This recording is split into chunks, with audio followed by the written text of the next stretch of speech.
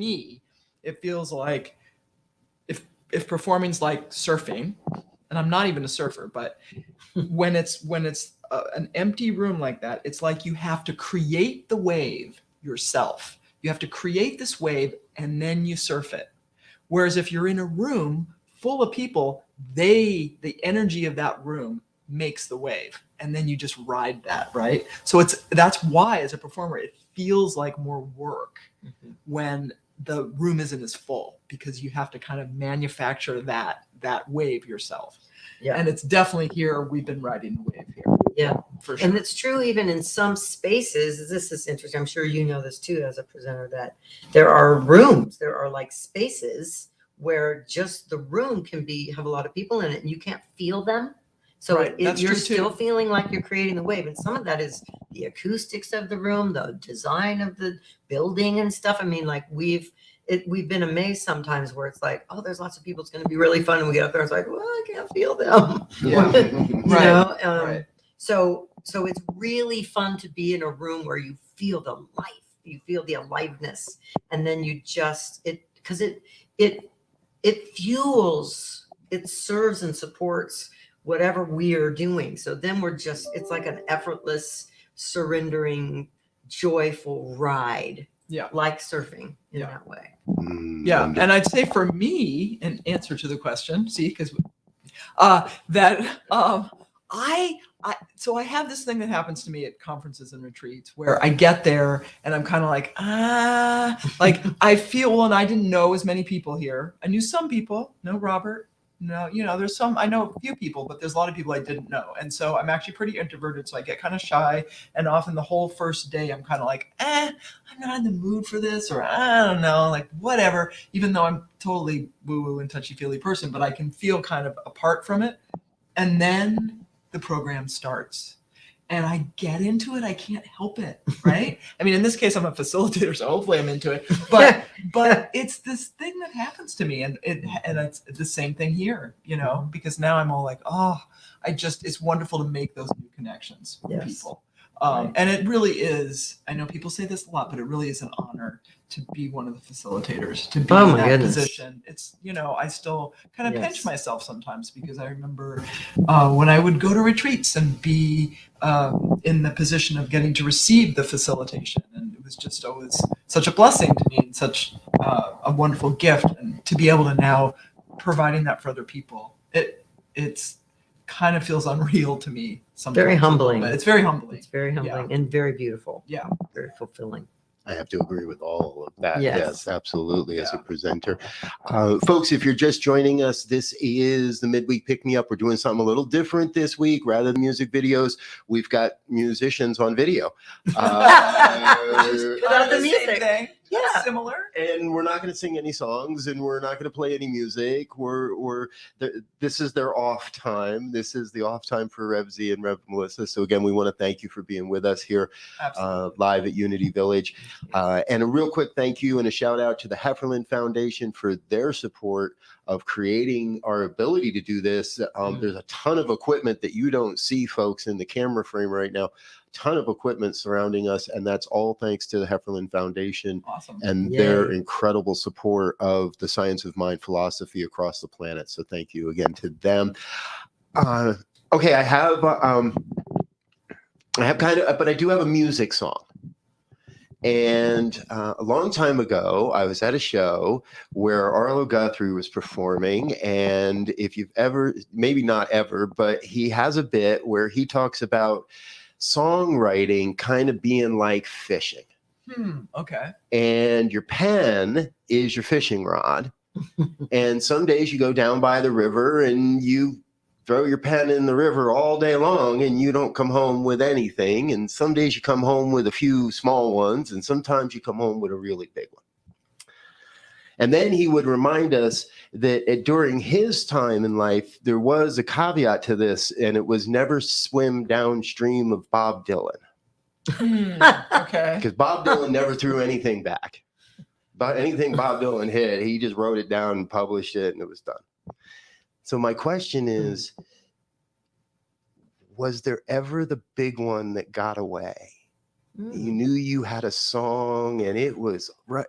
but somehow, some way, it got off the hook and it got away. And maybe 6 months later, you heard somebody else singing it, or the thought and the feeling came through for somebody else through somebody else's music. Do you have a thing? I have heard there's a beautiful philosophical thing I've heard by someone that is maybe a factual thing, which is that if you have a song or a book or an idea that comes to you and you don't follow it and you don't follow through, it will go find someone else to move through, right? Energetically, because it is an energy that's calling itself into being. Elizabeth Gilbert talks about that. So so that's where she I has heard a it, book maybe. about creativity, and she talks about that very thing of a writer who had a book in mind, let it go, and someone else. I mean, it's uncanny. Yes, Yeah. like the exact book. Yeah. Yeah, so that may be where I heard it, actually. But do you have, because Well- I haven't had that experience that Robert just described.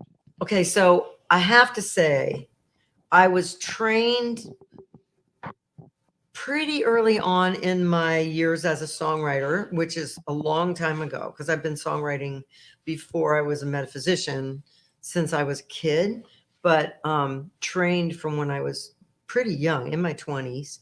And I was trained, write it down, like, because it will go away. And there was, That's true. I have had, You I that have- experience. I I've had have that. gotten to see that, That where sucks. if you don't write it down, it will be gone. And Yeah. I know That's true. that someone else has found it and it's somewhere, right? So it's not like I have to feel guilty that it's gone because someone else has taken it. But I had one time with one song, The Healing Storm, that's actually on the Heal It album. I didn't write it down. And then I mean, I had this song come to me in some moment when I wasn't actually officially songwriting, so I couldn't record it or write it or in any way. And I just was like, yeah, that's really beautiful. I'll remember it. I mean, I've thought that so many times. Oh, I'll remember that because, it'll, whatever reason I think, oh yeah, for sure, I'll remember that. Didn't remember it. And then like a few months later, I dreamed it. I woke up in the morning and I had been in the dream singing the song, and I still didn't write it down like an idiot. Like, really, are you kidding me? And about 2 weeks later, this has never happened before or since, I dreamed it again. I woke up again and I went, okay, this is clearly supposed to be my song to write. And I went to the piano and I wrote it. So that happened to me once. There's that. There's a million that I probably But have there's also- not have let go. But there's also what happens sometimes, and this happened actually on this trip because we wrote a song. So we're living in a van for 10 weeks, but we had our first song that we wrote in the van. But this has happened a couple times where, because I do spoken word, and Melissa writes melodies, and sometimes the song starts with me, sometimes it starts with you. And we've had a couple times now where you have written your part and I've said, sorry, but no. Right. And that happened on the song we wrote. I was thinking you could probably even just sing a cappella, right? Because do you remember the first version of the song? Because I do. You do? Yeah. It was like, I open. I mean, it was like a ballad. well, no, it was like, I open to the good. Oh, yeah. Right? Yeah. Okay, so sing what was the first version of the song. Well, something like that. I open to the good that is mine. Yeah, which is like really nice and It's pretty. But then also the part that I wrote, because it started with that, just a thread. And we were wanting to write something because we were going to Lexington, Kentucky, and they were having a month, the Ahava, Center for Spiritual Living, focusing on prosperity. And they said, hey, any songs you have about prosperity? So Melissa had that like thread that came in. And then my part that came in was like, holy, good, holy, abundance, holy, all is holy, mine. Bless me, let me now accept thee, all good, so good, all the time. Right? And we were going to try to put those two together, but it didn't There you go. work. No. And we tried, didn't really work. And so then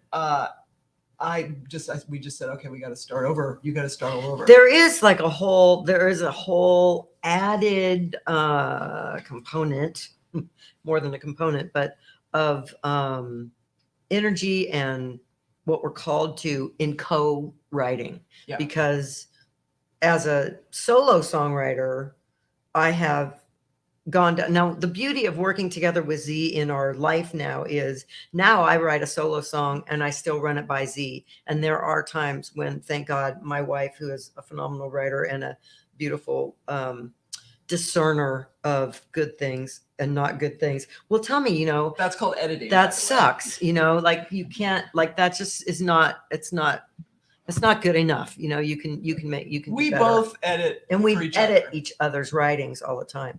But this particular time, that's basically what Z said We to me. try to get it to Is work. it's just, Yeah. you know, that it doesn't have as much, that doesn't have enough energy Yeah. to go with the other So now things. So it sing, became, sing um, what it is. I open. Oh, Yeah. great. No, that's right. To good that is mine, I open. To the good that is mine, I open. I open. I open to the good that is mine. I Holy, open good, holy, abundance, good holy, that all is is mine. holy, mine. I Bless me, let me open now accept to the me, your good so that good is all the mine. time. I Holy, good, open. holy, abundance, I holy, all open. is holy, mine. I Bless me, open, let me now open accept to the me, all good so that good is all the mine. time. Yeah. Those go together. Ooh, those go together. Yeah. Right? The other wasn't happening. So, Yeah, so that other one will maybe become another song, right? yes. And the thing is that because of that training, but the combination of having a teacher who like pounded into my head to write it down, record it, write it down, record it, or it will go away, and having lost millions of things along the way just because I didn't do Yeah. that. I have now. I love the modern technology of I have an iPhone, and I just have all these recordings in there of like beginnings of songs, snippets, whole choruses, verses of songs that when I go to write, when it's time for me now to sit down and write a song, sometimes they just come out and it's a song, right? Right. But sometimes it's like, I need a song for this thing and I'm going to write a song and I'll go to that. And I have lists of titles of songs. I mean, you know, they come in different ways. So I'll find my way back to one of those so that in that way it doesn't get lost. Yeah. And I often think when I die, I hope someone finds my recordings, someone who can take them and turn them into something, some of them. But, you know, someone will pick them up. Your digital archive will live. Yeah. Yes. All of our digital, well, that might not be the best news. Yeah, folks, that's but, true. Maybe that's Yeah. not a good thing. Yeah. There is something to be said for being a teenager before the digital years. Yeah, exactly. Right. I will say that. Yeah, some Yes. things are lost Some of the forever. bad things we wrote, we don't have to live with forever. Exactly. Yeah. So, wonderful. Okay. This next question, if you haven't figured it out yet, folks, right? I never like to ask a normal question because it yeah, exactly. Other people can do that. And the two of you in many ways represent to me a melding of cultures. And this is part of my perhaps own bias in the New Thought movement. I was aware of you, Melissa, as a musician and predominantly as a musician and a traveling musician. And I was also skewed a little bit to believe that musicians never really committed to any one organization because you're going to jump around and you're going to travel around. And Z, your appearance, if you will, in my awareness on the New Thought scene came a little bit later. Yes, it was in conjunction with your growing relationship with Melissa, and wow, who's this new person? And this is really intriguing. And I was at some of your earliest, I think. Yeah. I think they were some of the earliest Yes. appearances Yep. in Solomar and stuff like that. Yep. When the two of you started collaborating. Right. How did you find that mix of blending cultures, blending backgrounds, blending histories as you not only became an intimate romantic couple, but also as a presenting couple. Mhm. Right. I love what Reverend Jay Lang said about me once, which you say better than me. So Well, yeah. So, because there was Melissa Felipe, and she had a career as a touring singer songwriter in New Thought, and then took a break. Basically got burned out and took a break. And then by the time you came back on the scene, we were together at that point, Right. and the act, as it were, changed to Melissa and Z, is what Right. we call it now. But the summary of all that from one minister, Reverend J. Lang in Napa, was, well, first there was Melissa, and then Melissa Felipe, and then she disappeared, and then she came back with a woman. Although with a wife. I identify Right. as gender rich, so there's Yeah. that. But that's basically like the That's short. the summary that's of my That's life. the short story of it. My career. But That's my but career. how it happened for us, the blending together, was at first I play piano. So when I first came around, I was a writer. So I have some fiction under my belt, a couple of novels out there, and was writing a blog and things like that. So primarily I'm coming from the writer standpoint, but also I play keys, I play piano. So when we first got together, I was accompanying you, Yep. right? So and that And allowed. it was right. Go ahead. It no. allowed me to step out front. So I had been for years as a solo artist. I mean, now and then I'd perform with a band or something, and I'd be out front. But it's very freeing as a singer to be able to step out front, because for me as a pianist, I'm not one of those players who has the music in my head.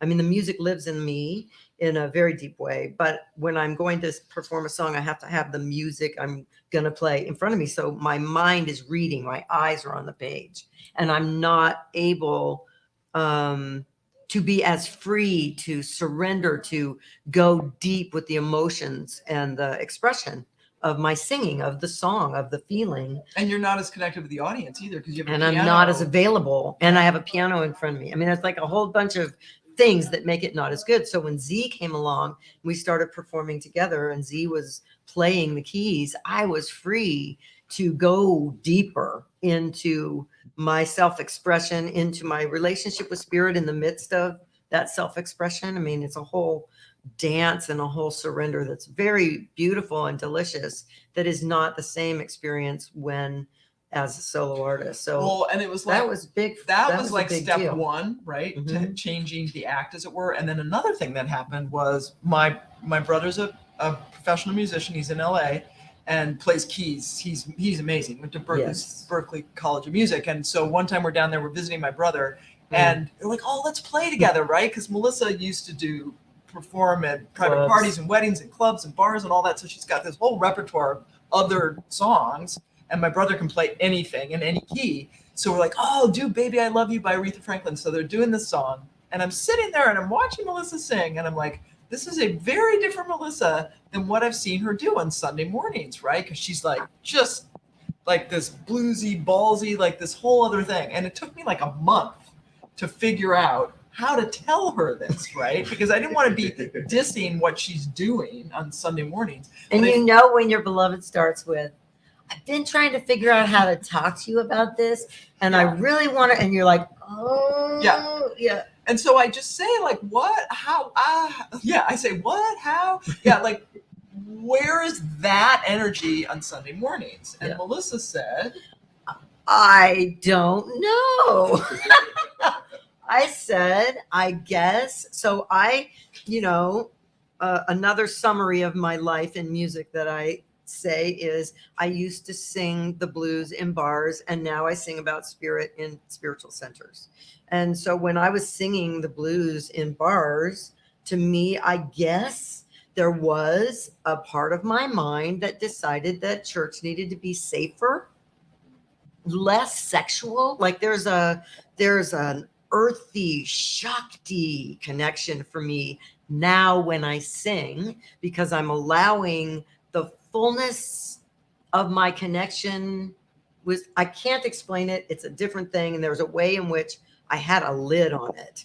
You And had I a lid on didn't know I had a lid on it until Z said that to me. And I was like, oh, I guess I've been careful in church, because it's church, right? Even though it's not church, not churchy church, but somehow I had some lid on it. And then Z said to me, Well, I just want you to think about this for a minute, if you will. When you're in a spiritual service of any kind or event and you see a singer on stage, what do you want to see them do? I was like, well, okay, that just changed my life. And it did. It changed not only my performance forever, because I gave myself permission to bring all of me and all of my natural musicality that has that earthiness and expression in there, in it. But also it changed my songwriting, because Right. the songs that I am now writing since that intervention, totally an intervention, much more express that or support that expression. They have Right. that quality, and then that music goes well with the spoken word stuff, which for me emerged during ministerial school, where I literally heard a voice in my head saying, "Do a rap for a assignment for Class. school," where they Mhm. said, "Be creative," and I'm like, "No, I'm not going to do that." Melissa's like, "No, you have to do that." So then I started doing the spoken word stuff, and that is that's sort of the story of how it. But it was an evolution, and things needed to change. So Yep. it wasn't like we put what I'm doing with what Melissa used to do. What Melissa yes. used to do changed. And then we did a concert, and we did quite a few, but there was one particular concert, and my really, really dear friend, I call her my BFF, right? Julie came. Julie had been singing on all my albums, all my career, phenomenal singer and performance person, like that's her life. And she came to this concert, and afterwards she came to me, and she was like Z in that car, that was in a car, that intervention, very much in that same energy, said, I need to say something to you, and I'm not quite sure how to say this to you. I don't want you, it's so careful. And I'm just like, oh, what have I done?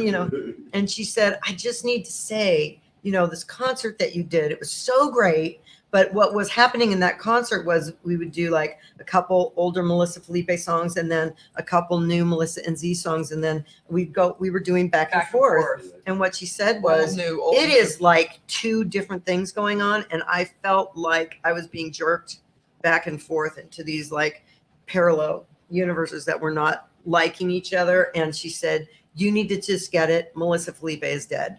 Melissa and Z is what is alive. And I was like, oh my God, that is really true. And oh my God, I had some grieving to do. Not because I was sad about this at all, because this is so much more fun, so much more alive, so much more today and authentic and all of me and all of that. But it was like, it's been really beautiful since then that Z has added spoken word to some of my older songs, and then they work, and we brought them along. That's been really great to do. Yeah, we just did a new one for this conference. Yeah. So if you have a song called "Welcome Home," that you like got the hit. Okay, I have to do that for this conference. Right. And we're like, okay, And I'll write a spoken word section to it. So that has allowed it to fit. But I really, when she said that, I was like, oh, it's really true. I get it. It was like these two separate things. We were trying to make them go together, and they didn't go together. And now what we do is one thing in a way that's much more fun. But it's a great question, because it's been a whole evolution. Yeah. Folks, we're running just over time here today, so we want to say thank you to Rev Melissa and Rev Z for being with us. How do people stay in touch with you real quick? ohmygodlife.com, spelled out. So ohmygodlife.com. And that's our home base. That's everything. That's everything. Website and our Facebook and our Instagram is all Oh My God Life. Yeah, you'll find everything there. And I love to talk about it, because my birthday is December 20th. That's a plug to everybody listening. But if your birthday is between now and the end of the year, now is the time to sign up for your newsletter, because these two amazing beings create a special birthday song for every year, but you don't get to hear it until your birthday, and it comes in your birthday email. I've been getting them for years. I look forward to it every year. I'm always so excited. It's a video, so it's a whole, it's a song and a video, and go sign up for everything these two amazing beings do. It's so much fun. I'm going to take a brief second to say thank you to some of the people that are most important in making sure that this program gets to you all, folks.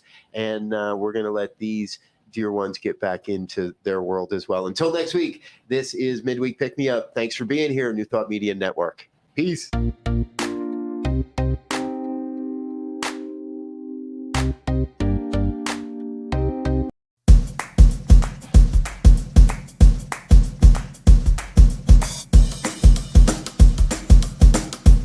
Thank you, Center for Spiritual Living Denver, for your continued support. Thank you, Center for Spiritual Living Midtown Atlanta, for your monthly contribution. Thank you, Center for Spiritual Living North Jersey, for your monthly contribution. And Suze Ajit, thank you for your very generous donation.